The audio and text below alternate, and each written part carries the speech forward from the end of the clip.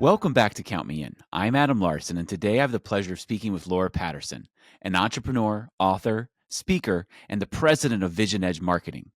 Laura has spent decades at the intersection of marketing and finance, and she's here to share her expert perspective on what makes an ideal partnership between the teams in today's data-driven world. We'll talk through common pitfalls organizations face, how to move beyond traditional budgeting to focus on strategic outcomes, and why customer-centric strategies are so crucial for sustainable growth. Laura's approach is packed with practical advice, real-world stories, and innovative tools that any team, from the C-suite to the accounting and marketing, can put into action right away. So are you eager to improve collaboration and accountability across your organization? You won't want to miss this conversation, and let's get started.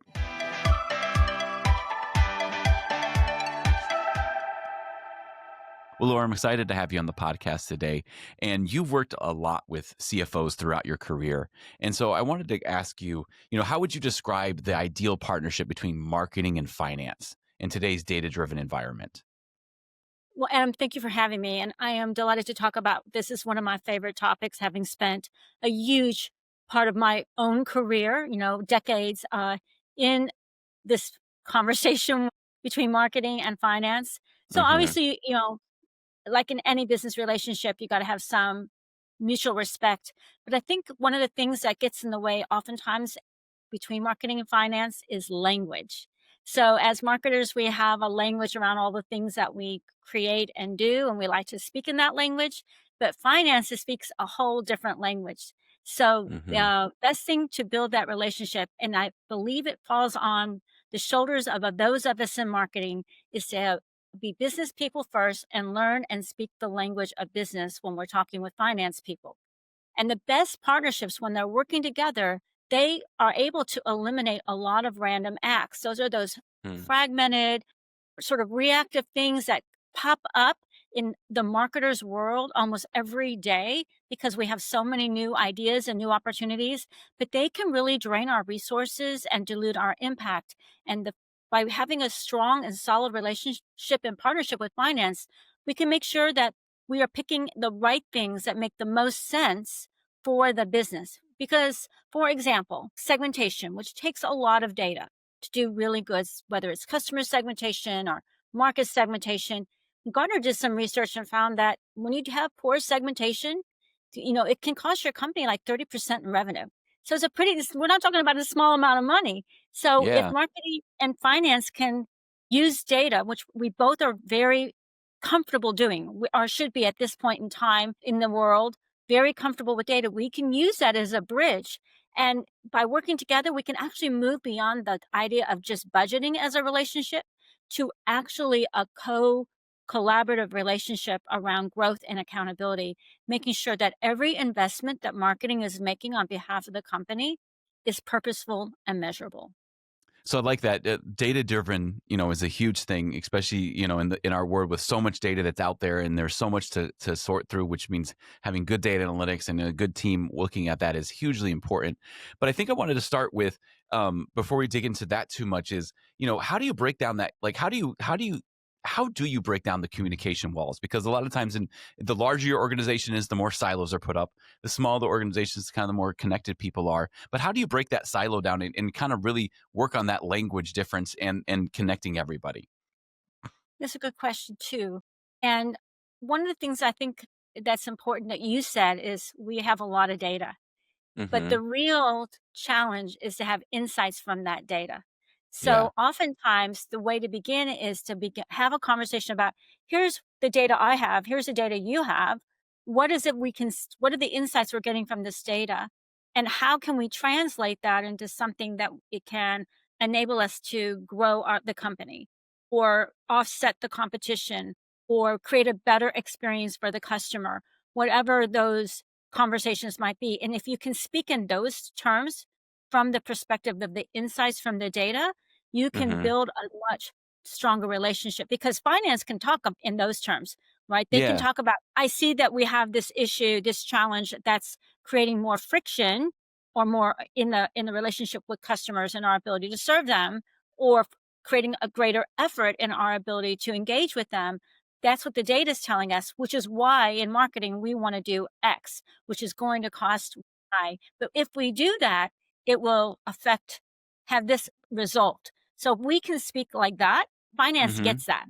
They can Yeah. relate to that. So it doesn't have to be, we're not talking about things that are just really difficult for anybody to do, whether you're a small company, a big company, a marketing team of one, or a large organization. This is the kind of conversation we should have every time. And when we are engaged or asked to do something by some entity or person in the organization, right? We're always asked for something, whether I need a new white paper or a new piece of content, or I'd like to make a new video or get a new customer testimonial or whatever it might be, right? Then what we should be thinking up through is, which that could turn into a random act if we're not careful, is really what business outcome is that going to support, and how will it move the ball down the field, so to speak, for that outcome, given the Mhm. investment. And the investment is, even if it's not hard cash, it's still Yeah. time, it's still energy. Yeah, and maybe we can talk a little bit, when you're talking about those investments, because there's a lot of investment. When you're marketing, you have to pour a lot of money in there to get your name out there, to show your presence in whatever industry you're working in. And, how do you kind of are there pitfalls that you have to kind of look out for when you're trying to put those investments against that value that you're trying to show? Hey, team, this is what I need this because this is the value we bring. Yeah. So this is probably one of the biggest pitfalls that marketers have a tendency to make, is that we jump straight into a conversation around tactics. Okay. And that is a pitfall. And we aren't clear about how this tactic or activity, which is an investment because it's going to take money, and everything we do is an investment on behalf of the organization. And if it was our personal money, we would be asking what would be the value of doing this tactic, whatever it might be. An investment could be going on a vacation, an investment Mhm. could be buying a new car, an investment could be a new appliance, whatever those things might be. We would Mhm. justify that personally on why we're doing that and what the cost benefit is. That's the same way we need to approach the money we invest on behalf of the company in marketing. And so rather than jumping into that tactic, which would be going out and rashly doing something with our personal money, we should step back and be able to talk to the leadership team, not just finance, everybody else on the leadership team, on how this tactic or activity connects to what is going to be beneficial, the benefit to the organization. Otherwise, we end up in this, what we call cart before the horse type of Mhm. situation.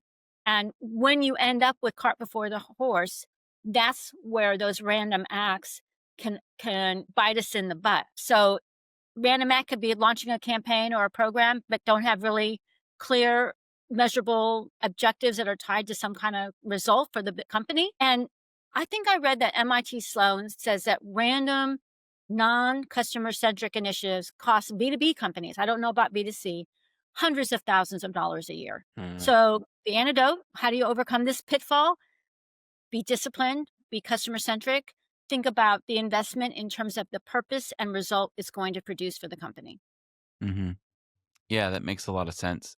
So when we're looking at, accounting and finance professionals kind of being support for the marketing team, because they deal with the budgets and they're helping them connect with stuff, and we've talked about the data a bit.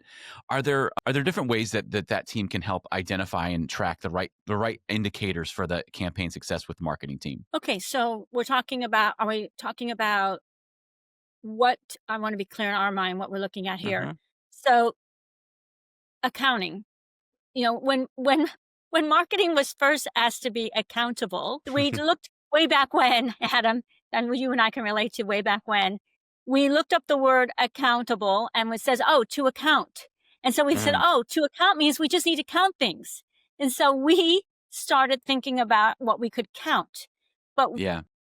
but what the financial people want isn't just counting. They want us to be able to translate the measures into something that has financial value. Like, how is this going to improve product adoption? Because if we can increase the product adoption rate, it's worth this. How how will this help us improve our penetration into a segment? Because every penetration, share is worth this. Mhm. Can we translate this measure into increasing customer lifetime value or reducing cost to acquisition? So everything we're doing in marketing is beyond just counting. if we want to be accountable. And the finance people can really help us translate changes in those numbers to dollars for the company. Mm. So that's where they can help us. So when we work together, when we marketing and accountability work together and co-create the measures, it'll be a lot easier to track and prove the value of marketing. And it'll be a lot easier for marketing A to ensure that their activities are accountable and aligned to business value, and B, get the money, which Hmm. is really important. Is hugely important. So I think we've had a great conversation so far, just kind of covering how, how the marketing team and the accounting team kind of work together. They can translate things better, they can use data together. But then a lot of times it's easy for the, somebody in the marketing team and the finance team to kind of work together and do those things. But then we need to kind of resonate that with with the leadership team and make sure the C-suite is comfortable with everything that's happening. What are some ways you've worked with the C-suite and help the different teams translate those things so that way everybody's on the same page? Yeah. And you're exactly right. It We need to be able to translate things that are relevant to the leadership team and accounting teams, and especially the CFO teams. They can help us tell a better story when it's time for us to report to the board or Mhm. do that, quarterly business review or monthly operations review, whatever it is, however the company's got their reporting set up, so that when marketing is talking about what they're doing, it isn't a story about the stuff they're doing, which is what we have a tendency to do.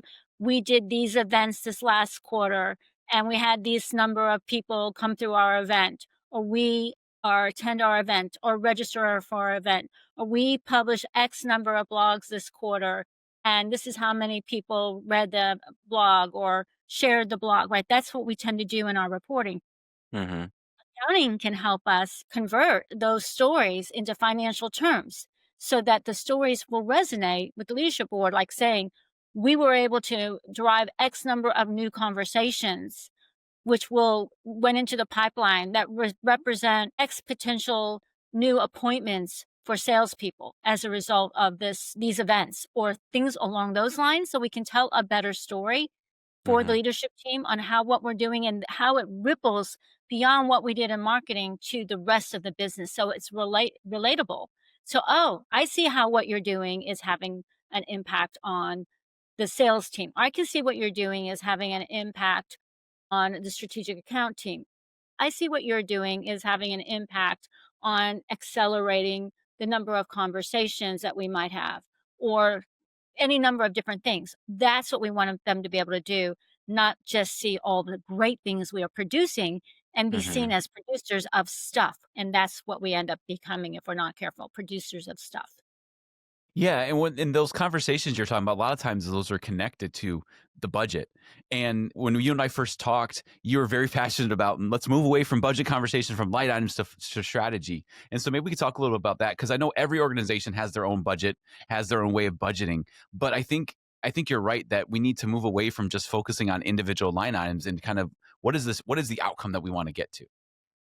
Yes, and that's a really important perspective of that I have. I Mhm. feel really strongly about this, so strongly that when I was in the corporate world and working with, my finance colleagues, we did something really innovative, and as a Mhm. result, we try to help other companies do this. We stopped budgeting by sub-account, and we started budgeting by outcome. If you Mm. can just do that one small step, it's huge because you've changed the conversation. So what do I mean by that? Well, for those of you listening that are on the marketing side, it may not be as clear as it is to the people on the finance side who understand sub-accounts.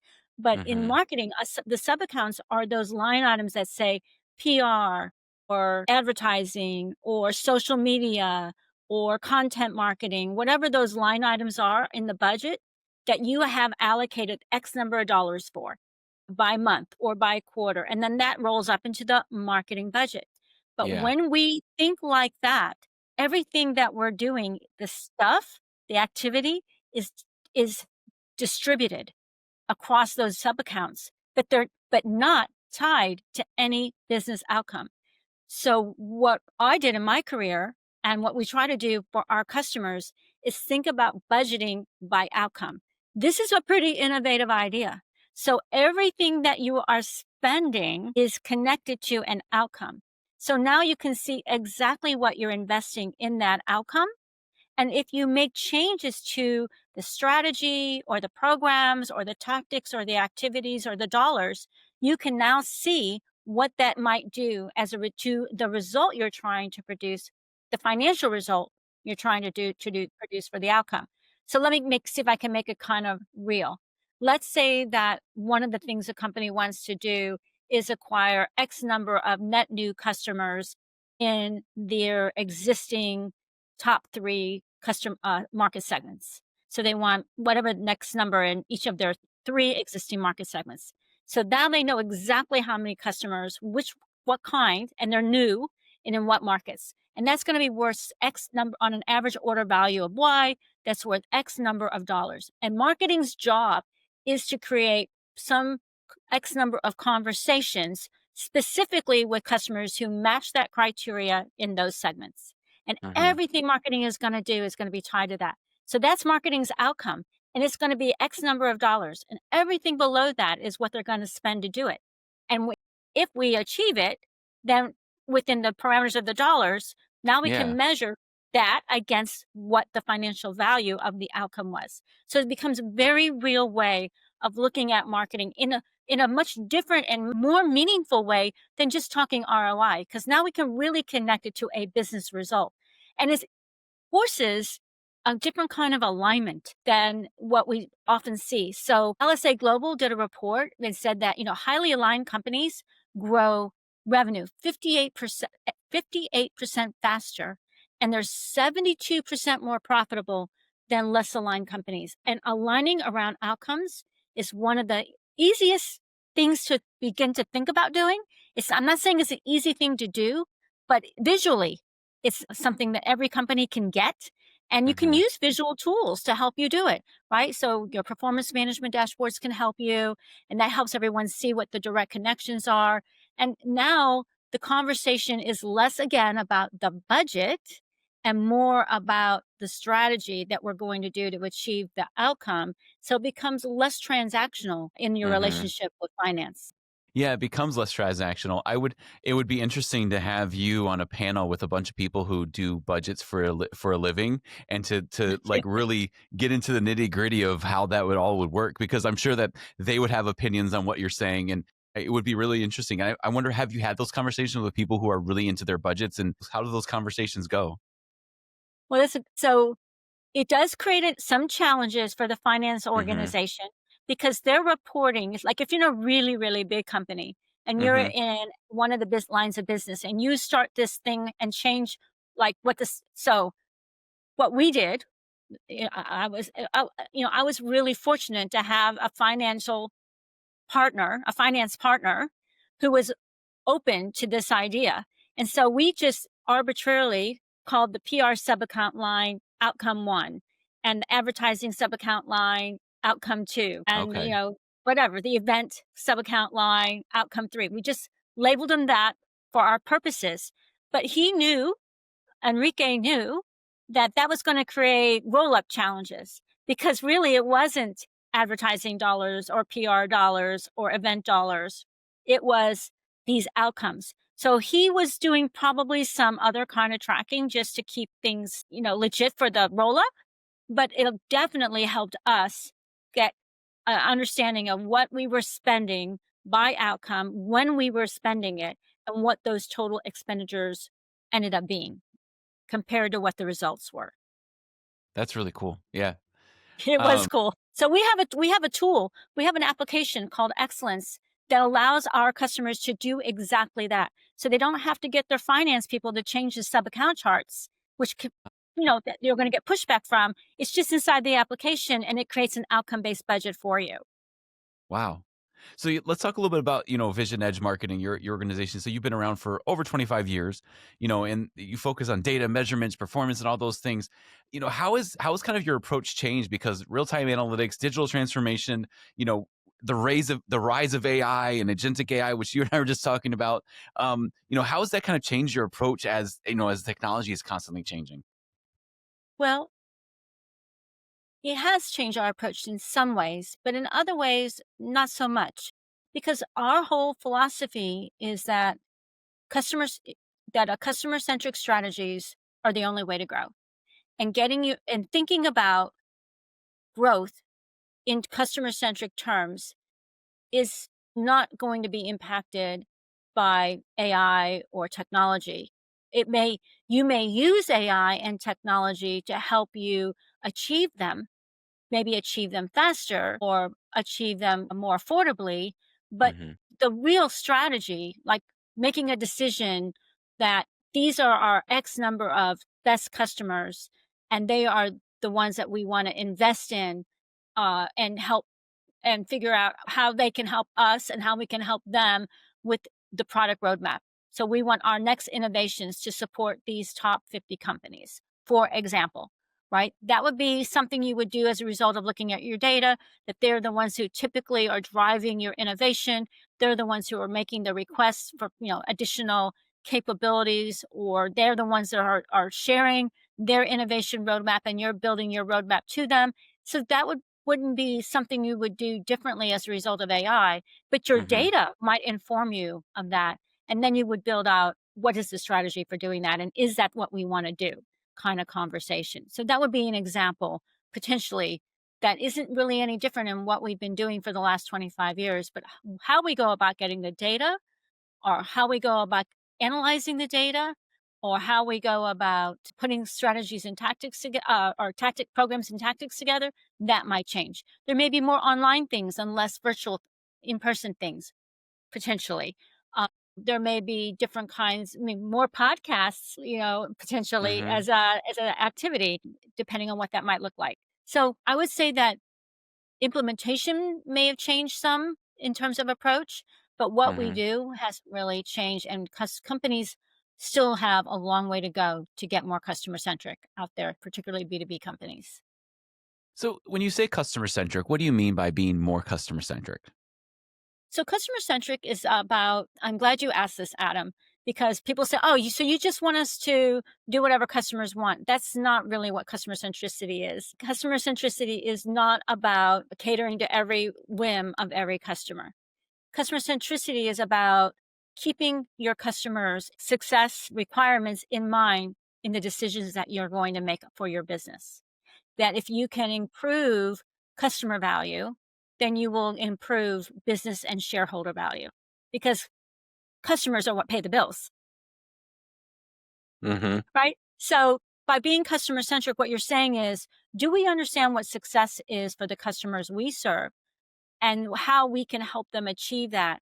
What are the products and services that we can bring to the market that they will most likely adopt, and pay more for, buy more of, so that we are growing and they're being more successful? Yeah. That makes sense, and you would think that most companies are customer centric, but the way you're listing that, I'm like, it seems like that it's not everybody's top of mind because a lot of times it's like their bottom line is their main source of like motivation. Well, there's different models for out there, and just kind of quickly, just maybe to make help people understand what those different models are. There are product centric companies. Mm, These companies because when you look at their R&D investments, they're massive. They're a huge portion of the company. They're doing a lot in R&D and they're betting on the future. They're trying to make the future, and there's nothing necessarily wrong with that because we need those kinds of companies, and if we build it, they will come kind of companies. mhm. And sometimes, people don't even know they want autonomous vehicles. Somebody figured out that autonomous vehicles are something that people are going to want, and they made Mhm. huge investments to get that. So I'm using that as an example because you and I were talking about the influx of autonomous vehicles for Uber and Waymo and companies like that, and how Mhm. they're growing, rapidly growing. And certainly 5 years ago, none of us would have been thinking that we would be getting in driverless vehicles to take us Exactly. place. But then there's sales centric companies. And you kind of know these companies because salespeople are pretty much running the show And they sell things you may not even make yet. They set pricing that you may or may not be profitable. They might do delivery dates that are almost impossible to meet. So they're making a lot of decisions in order to get the deal. And so that's a very common model, right? So it's just all about selling and getting salespeople out there to sell as much as they possibly can and make a number. I've been in those companies. I imagine you have too. And there's lots of those, and they're very opportunistic. And there's, oftentimes you see that in more early stage companies, but Hmm. they don't grow out of it. They're still stuck there even when it's time to make a shift. And oftentimes they end up getting customers in the long down the road that they need to jettison because they're really not going to be the best customers for future growth. And then there's market-centric companies, and I know you've Hmm. been in some of those too. Those are companies that look a lot like product-centric companies, but unlike product-centric companies who are creating the wave, that are the first to market, market-centric companies are more about drafting the wave. So we can see that happening. We were talking about AI earlier. We can see Hmm. that happening in the AI landscape. Look at all the companies that have emerged in that space just in the course of the last couple of years. So those are Yeah. all market-centric companies who are seeing this is a huge opportunity, new area of growth. Where can we go? And there's a lot of clutter and a lot of noise in the space and a lot of overlap between companies, and eventually that will weed itself out. So those are some examples of other ways that people have operating models that aren't necessarily customer-centric. Hmm. That's helpful. I think it's good to kind of establish the differences, especially when somebody might not even know what is my organization, what is our what are we focused on, and it kind of gets you thinking about that for sure.